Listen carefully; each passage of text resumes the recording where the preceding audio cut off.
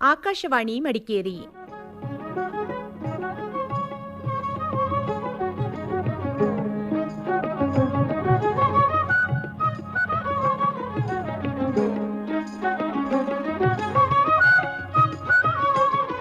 ಕಾರ್ಯಕ್ರಮ ಮಹಿಳಾ ಲೋಕ.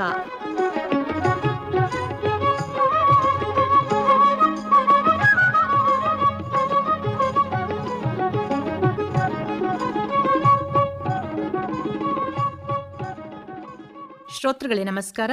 ಇವತ್ತಿನ ಮಹಿಳಾ ಲೋಕದ ಪತ್ರಕಾರಂಜಿ ಕಾರ್ಯಕ್ರಮಕ್ಕೆ ನಿಮಗೆಲ್ಲ ಆತ್ಮೀಯವಾದ ಸ್ವಾಗತವನ್ನ ಬಯಸ್ತಾ ಇದ್ದೇವೆ. ನಾನು ವಿದ್ಯಾ, ನಾನು ಲಲಿತಾ. ಕಾರ್ಯಕ್ರಮಕ್ಕೆ ಮತ್ತೊಮ್ಮೆ ಎಲ್ರಿಗೂ ಸ್ವಾಗತ, ಸುಸ್ವಾಗತ. ಪತ್ರ ಬರೆಯಲ ಇಲ್ಲ, ಚಿತ್ರ ಬಿಡಿಸಲ, ಹೇಗೆ ಹೇಳಲಿ ನನ್ನ ಮನದ ಹಂಬಲ. ನವೆಂಬರ್ 1 ಕರ್ನಾಟಕ ರಾಜ್ಯೋತ್ಸವ ಅಥವಾ ಕನ್ನಡ ರಾಜ್ಯೋತ್ಸವ ಎಂಬುದಾಗಿ ನಾವು ಆಚರಿಸಿಕೊಳ್ತೇವೆ. ಈ ಸಂದರ್ಭಕ್ಕೆ ಪೂರಕವಾಗಿ ನಾವು ಈ ವಿಷಯವನ್ನ ನಿಮಗೆ ಕೊಟ್ಟಿದ್ದೆವು. ನೋಡೋಣ ಯಾರ ಮನದಲ್ಲಿ ಯಾವ ರೀತಿಯ ಭಾವನೆ ಉಕ್ಕಿ ಹರಿತಾ ಇದೆ ಅಂತ ಹೇಳಿ, ಅಲ್ವಾ ಲಲಿತಾ? ಹೌದು, ಹಲವಾರು ಪತ್ರಗಳು ಬಂದಿದ್ದಾವೆ. ಹೌದು, ಒಂದೊಂದಾಗಿ ಓದ್ತಾ ಹೋಗೋಣ. ಈಗ ಮೊದಲನೆಯ ಭಾವನೆಯನ್ನ ವ್ಯಕ್ತಪಡಿಸಿದವರು ಅಮ್ಮಂಡ ಅನುಪಮ ತಿಮ್ಮಯ್ಯ ಅವರು ಬರೆದಿರುವಂತಹ ಪತ್ರ. ಇವರು ಉಪನ್ಯಾಸಕಿ, ಕಾವೇರಿ ಕಾಲೇಜು, ವಿರಾಜಪೇಟೆಯಲ್ಲಿ. ಆಗಾಗ ಬರಿತಾ ಇರ್ತಾರೆ. ಹೌದು, ಇವರು ವಿಷಯಕ್ಕೆ ಪೂರಕವಾದಂತಹ ಲೇಖನವನ್ನ ಬರೆದು ಕಳಿಸಿದ್ದಾರೆ. ಮುಂದುವರಿಸ. ಎಲ್ಲಾದರೂ ಇರು, ಎಂತಾದರೂ ಇರು, ಎಂದೆಂದಿಗೂ ನೀ ಕನ್ನಡವಾಗಿರು. ಕವಿಗಳ ನಾಡು, ಕಲಿಗಳ ಬೀಡು, ಗಾನಕೋಗಿಲೆಗಳ ಹಾಡು, ಅದುವೇ ನಮ್ಮ ಹೆಮ್ಮೆಯ ಕನ್ನಡ ನಾಡು. ನನಗೆ ಕನ್ನಡ ಮಾತನಾಡುವುದು ಅಂದರೆ ತುಂಬಾನೇ ಇಷ್ಟ. ಕನ್ನಡ ಕಥೆಗಳನ್ನು ಓದುವುದು, ಬರೆಯುವುದು, ಕನ್ನಡ ಗೀತೆಗಳನ್ನು ಕೇಳುವುದು, ಪೇಪರಿನಲ್ಲಿ ಕನ್ನಡ ಬರಹಗಳನ್ನು ಬರೆಯುತ್ತೇನೆ. ಇದು ಕೂಡ ಒಂದು ರೀತಿಯ ಪ್ರೇರಣೆ. ಕನ್ನಡವನ್ನು ಮಾತನಾಡಿದಾಗ ನನಗೆ ನಮ್ಮ ಅಮ್ಮ ಜೊತೆಯಲ್ಲೇ ಇದ್ದಂತೆ ಆಗುವುದು. ಕನ್ನಡ ಮಾತನಾಡುವುದರಿಂದ ನಾವೇನೂ ಕಡಿಮೆ ಆಗುವುದಿಲ್ಲ, ನಾವು ಕೀಳಾಗುವುದಿಲ್ಲ. ಹೌದು, ಖಂಡಿತವಾಗಿ. ನಮ್ಮ ನರನಾಡಿಗಳಲ್ಲಿ, ಉಸಿರಲ್ಲಿ ಕನ್ನಡತನವನ್ನು ಉಳಿಸಿ ಬೆಳೆಸೋಣ. ಕನ್ನಡ ರಾಜ್ಯೋತ್ಸವ ನವೆಂಬರ್ 1 ಕರ್ನಾಟಕ ರಾಜ್ಯದ ಉದಯವನ್ನು ಸಂಭ್ರಮಿಸುವ ಒಂದು ಮಹತ್ವದ ದಿನವಾಗಿದೆ.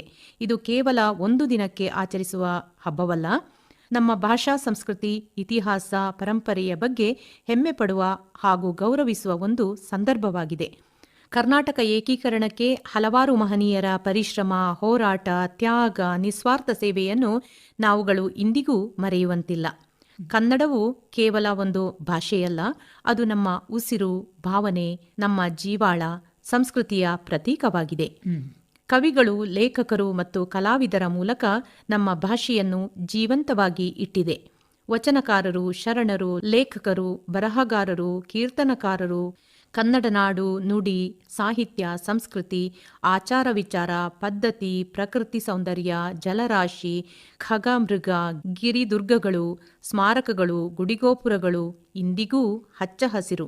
ಅವುಗಳ ವರ್ಣನೆಯನ್ನು ತಮ್ಮ ಮನಸ್ಸಿನ ಅಂತರಾಳವನ್ನು ಬರಹಗಳ, ಕವನಗಳ, ಸಾಹಿತ್ಯಗಳ ಮೂಲಕ ಪ್ರಸ್ತಾಪಿಸಿದ್ದಾರೆ. ಇಂತಹ ಪುಸ್ತಕಗಳನ್ನು ಓದಿದಾಗ ನಮಗೆ ಧೈರ್ಯ, ಸಾಹಸ, ತ್ಯಾಗ, ದುಃಖ, ಕೆಚ್ಚೆದೆ, ಮಾತೃಭಾಷೆ ಮೇಲಿನ ಅಭಿಮಾನವನ್ನು ಎತ್ತಿ ಹಿಡಿಯುತ್ತದೆ. ಯಾವುದೇ ಭಾಷೆ ಉಳಿಯಬೇಕಾದರೆ ಅದನ್ನು ಹೆಚ್ಚು ಹೆಚ್ಚು ಬಳಸಬೇಕು. ಹಾಗಿದ್ದಲ್ಲಿ ಮಾತ್ರ ಆ ಭಾಷೆ ಉಳಿಯುವುದು ಸಾಧ್ಯ. ಕನ್ನಡವನ್ನು ಮಾತನಾಡಿದರೆ ನಾವು ಕೀಳು ಅಥವಾ ಸಣ್ಣವರಾಗುವುದಿಲ್ಲ. ಅದು ನಮ್ಮ ತಾಯ್ನಾಡು. ಅನ್ನ, ನೀರು, ನೆಲೆ, ಉದ್ಯೋಗ ಕೊಟ್ಟು ನಮ್ಮನ್ನು ರಕ್ಷಿಸುತ್ತಾ ಬಂದಿದೆ. ಕನ್ನಡವನ್ನು ಉಳಿಸುವ, ಬೆಳೆಸುವ ಕಾರ್ಯವನ್ನು ನಾವುಗಳು ನಮ್ಮ ಮನೆ, ಶಾಲಾ ಕಾಲೇಜುಗಳಲ್ಲೇ ಪ್ರಾರಂಭಿಸಬೇಕು. ಮನೆ ಮನೆಗಳಲ್ಲಿ ಕನ್ನಡ ದೀಪವನ್ನು ಹಚ್ಚಬೇಕು ಅಂತ ಪತ್ರವನ್ನ ಮುಕ್ತಾಯಗೊಳಿಸಿದ್ದಾರೆ ಅಮ್ಮಂಡ ಅನುಪಮ ಅವರು.